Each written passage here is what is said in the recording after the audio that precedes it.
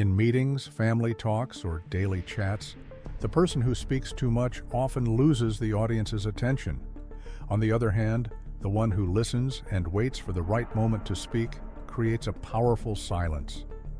Plato once said that wise people speak because they have something to say, while fools speak just to say something.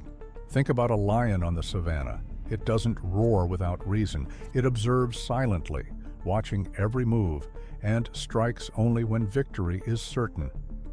This kind of self-control is rare today. Many people talk out of fear of being unnoticed.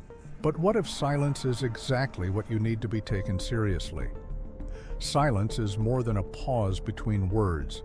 It's a tool for strategy, control, and intelligence. We'll explore how this applies at work, in relationships, and in negotiations. This isn't about staying quiet out of submission, but using silence as a deliberate move of control. By the end, I'll show you a simple way to apply this in your daily life. No big changes, just a small adjustment that will change how people see you and how you see yourself. Isn't it interesting how silence, which seems like an absence, can actually be a powerful presence? In our culture, speaking more is often seen as imposing yourself. But true power lies with those who master the art of not speaking. It's a paradox. Those who stay silent are often the most relevant. In work meetings, there's always someone who talks constantly, even if they have nothing important to add. Silence makes them uncomfortable, so they fill the void with unnecessary words. On the other side, there's the leader, not a job title, but a mindset.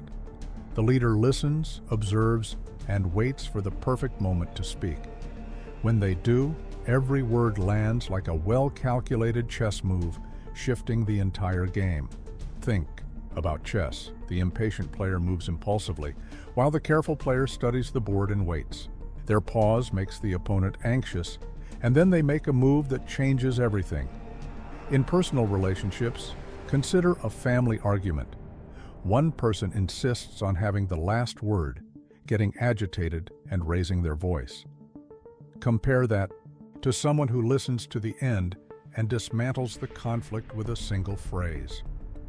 Emotional control means not needing to compete for the last word because silence has already prepared them for it. Why do so many people feel the need to talk all the time? The answer is insecurity. When someone feels threatened, they try to fill the space with words to prove themselves. Those who are secure don't feel the need to prove anything. True control comes from knowing there's no need to fill every empty space. Schopenhauer said that external noise reflects internal disorder. Those who can't tolerate silence reveal inner chaos, while those comfortable with silence send a message of calm, composure, and confidence. Next time you're in a conversation, pay attention. Who's in control?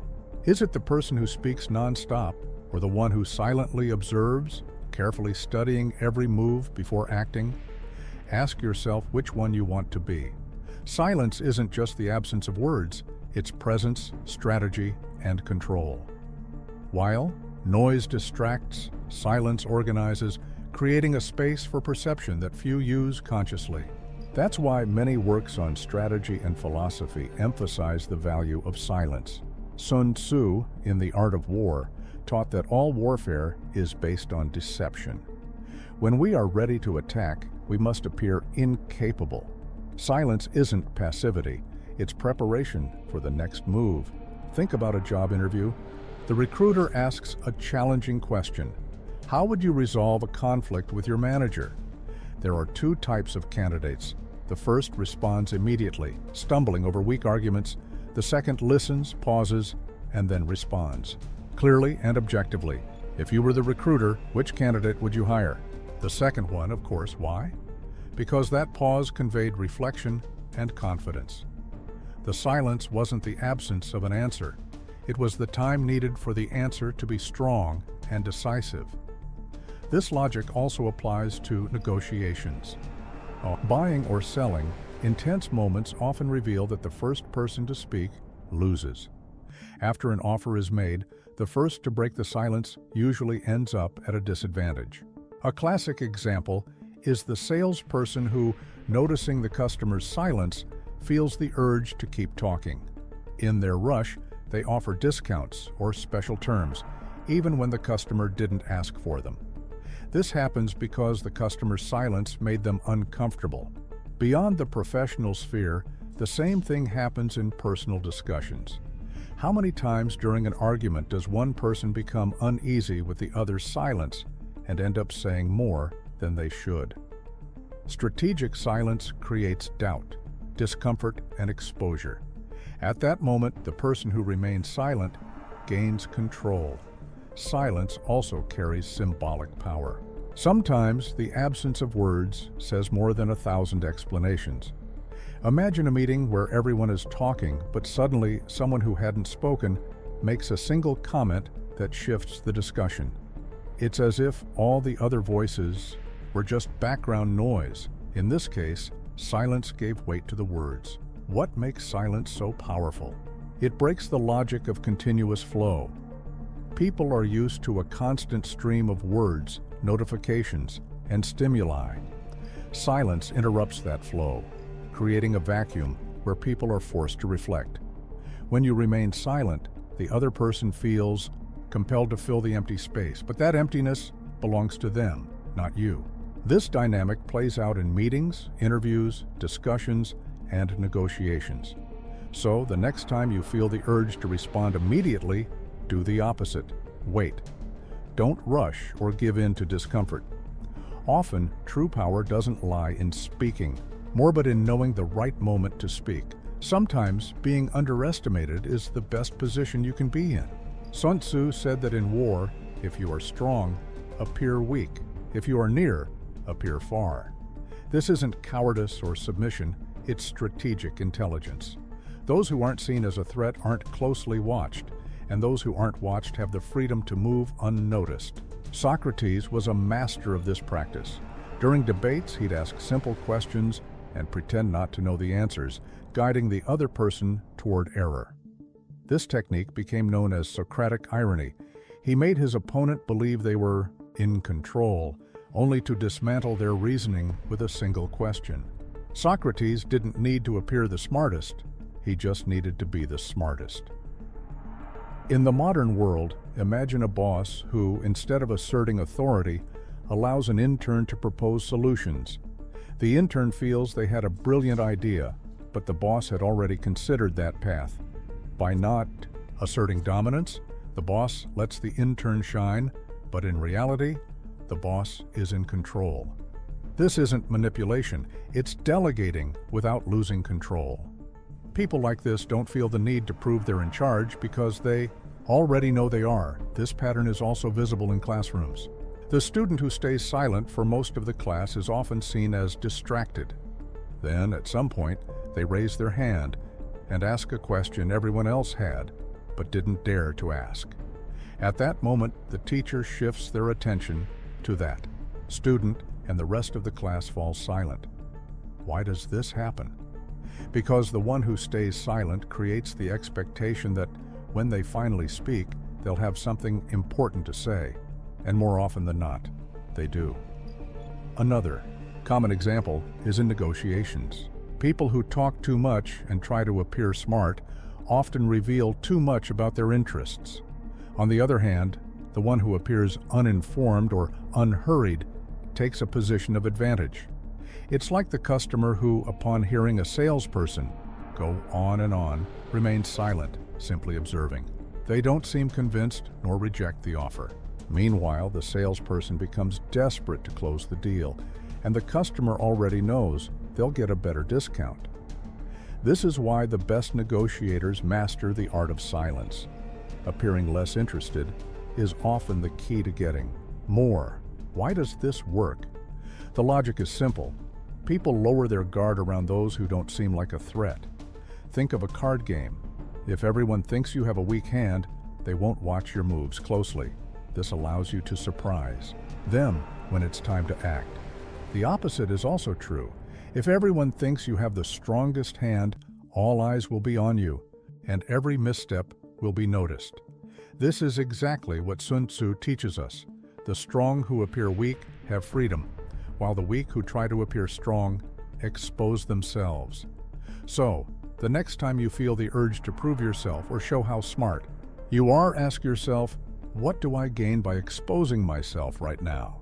Sometimes appearing a little uninformed or uninterested can be the smartest move.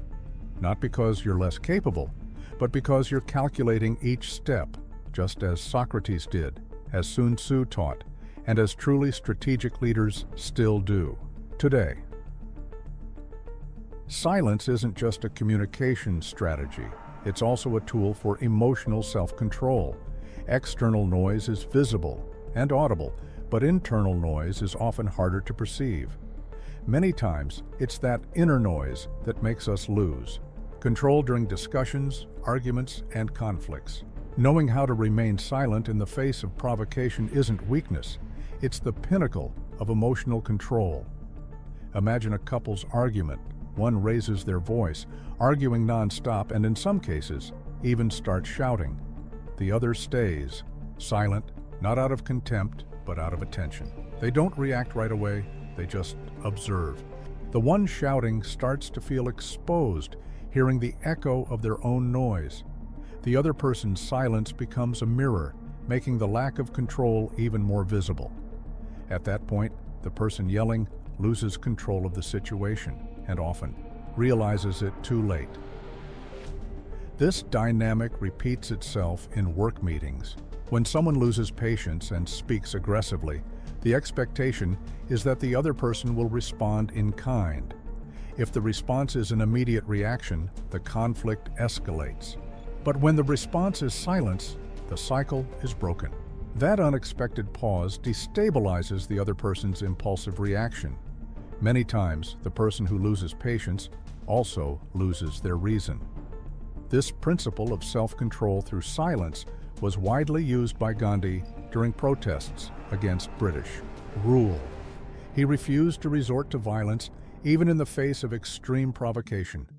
When his followers wanted to fight back, he insisted, "Be the change you wish to see in the world." In this context, Gandhi's silence wasn't omission. It was absolute control over the impulse to retaliate. His peaceful resistance exposed the brutality of his oppressors without him having to say a single word. In daily life, this logic manifests in small interactions. In an argument with a coworker, the person who reacts in the heat of the moment often says things they later regret. On the other hand, the person who allows themselves a few seconds of pause can formulate a clearer, more assertive, and more definitive response. This pause of silence is one of the most used techniques in professional negotiation. It's not passivity, it's preparation. It's no coincidence that people say, "Whoever shouts loses their reason." This doesn't mean the quietest person is always right, but those who can't hold back their impulse to explode reveal that they've lost control of themselves, and losing control of oneself is handing control over to someone else. When you explode in anger, the one controlling you is no longer you. Silence, on the other hand, isn't emptiness. It's proof that the mind is still in charge. It's like the pause of a deep breath before giving a response. Often, this 10-second interval can be enough to avoid saying a word that, once spoken, can never be taken back. Everyone has been through this. You say something without thinking, and minutes later, you realize it would have been better to stay quiet. If you had waited just 10 seconds, that phrase would never have left your mouth. Want to put this into practice? The next time you feel the urge to respond immediately, try one simple thing. Take a deep breath and count to 10. Yes, it sounds simple, but it's incredibly effective. This pause isn't just a way to control what you're about to say, but a way to show yourself that you're still in control. It's not submission, nor is it omission. It's self-mastery. And what if the other person keeps talking, shouting, or insisting? Remember, the greatest shout of control isn't a shout at all. It's the silence that stands firm. This kind of silence isn't weakness. It's the ultimate act of strength. The person who maintains emotional control in the middle of chaos doesn't need words to prove it. Pride can be a burden disguised as strength. It often makes us believe we need to win arguments, prove our intelligence, and have the last word to be respected. But what do we really gain from this? If we look closely, we'll see that pride, when poorly managed, pushes us into pointless fights and makes us lose important relationships. What could have been resolved with a moment of silence turns into a cycle of power struggles. Schopenhauer, known for his critical view of human vanity, experienced this firsthand. His own mother accused him of having an intellectual pride that prevented him from accepting others' perspectives. Schopenhauer viewed the world with such rigor and rationality that he struggled to tolerate what he saw as mediocrity in others' opinions. His inability to accept others was often seen as arrogance. This type of pride isn't hard to spot today. Just think of that person at work who refuses to be corrected or turns every disagreement into a duel of egos. This becomes especially clear in professional environments. Imagine an employee correcting their boss in front of the entire team. Even if the employee is technically right, the way they position themselves can create unnecessary tension. Often, the boss doesn't respond with logic, they respond with power. This isn't just a matter of the boss's ego, but a matter of authority dynamics. Now compare this to the person who, instead of correcting the boss publicly, waits for the meeting to end and makes the comment in private. The correction happens all the same, but the way it's received is completely different. This scenario isn't just about work, it's about pride and control. Strategic silence here isn't submission, it's intelligence. It's giving up a momentary victory to achieve a greater one later. This same logic applies to personal relationships. How many times in an argument between friends or partners does the last to speak walk away feeling like they won the conversation? But did they really win? Or were they just the last one who didn't know when to stop talking? The logic here is simple.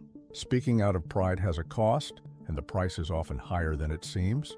In the heat of the moment, we feel the urge to defend our position, but the next day, when the dust settles, that sense of victory often turns into regret. Many friendships and relationships are strained because someone insisted on having the last word, not because they were right, but because they didn't want to lose the argument. Lao Tzu once warned, "He who knows does not speak.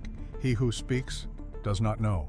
This idea doesn't mean that silence should be absolute, but rather that those who are sure of themselves don't need to prove it constantly.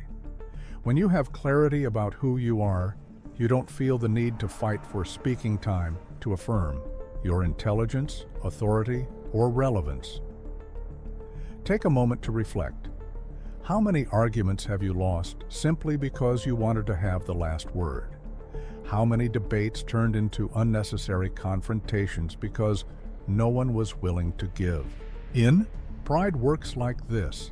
It convinces you that you're winning, but in reality, you're only increasing emotional strain. Here's the key point. Silence is often the true antidote to pride, not because it defeats you, but because it interrupts the cycle of vanity that leads to endless conflict. The next time you feel the impulse to speak louder or have the last word, ask yourself, what am I really trying to win here? If the answer is to prove that I'm right, maybe it's time to stop. Not every victory is worth the fight. And silence in this case is not defeat, it's wisdom. Knowing when to speak and when to remain silent is a skill that can completely change how people perceive you. It's not about staying silent out of submission, nor about talking all the time to seem relevant. True power lies in the balance between the two. It's understanding that often silence isn't the end of a conversation. It's the space where ideas mature. In family situations, for example, arguments often turn into a competition of voices. Everyone wants to win the conversation, have the last word, or prove they're right. Who hasn't experienced this? But take a closer look. How often do you see someone win a family argument by shouting and repeating the same points? What usually happens is the opposite. The more someone insists on having the last word, the more they lose control of the situation. Now, think of the person who, instead of trying to win, listens carefully, and when they do speak, drops a short, direct and precise statement. The impact is completely different. Nobody argues with someone who delivers a simple, undeniable truth at the right moment. Another clear example is in friendships. Imagine a group of friends discussing a controversial topic. There's always that one person who feels the need to impose their opinion. This person doesn't listen to anyone, interrupts others, and refuses to accept counterpoints. In the end, the friends don't remember what they said, but how much they insisted on winning the conversation. Now think about the friend who spends most of their time listening, but when they finally speak, offers a perspective no one had thought of. This person doesn't need to impose anything because their silence has already built anticipation. The key point here is timing. It's not about speaking less or more, but about knowing when to speak. In certain situations, the rush to speak reveals insecurity. Have you ever seen someone who, when contradicted, responds immediately without even thinking? This happens because their discomfort with silence is stronger than their need to reflect. They just want to fill the void. But someone who is secure in their thoughts isn't in a hurry to justify themselves. They wait, think, and when they speak, it's with conviction. A good way to know when to speak and when to stay silent is to ask yourself, does this need to be said right now, or can it wait? Often, what seems urgent in the heat of the moment fades after a few seconds of reflection. How many times have you said something and shortly after thought, I didn't need to say that? Now think about the opposite. How often have you regretted staying quiet? Usually, what wasn't said can still be said later, but what was spoken impulsively cannot be undone. Here's a simple practice for daily life with friends and family. During a group conversation, try to observe more and speak less. When you do speak, contribute something that hasn't been said yet.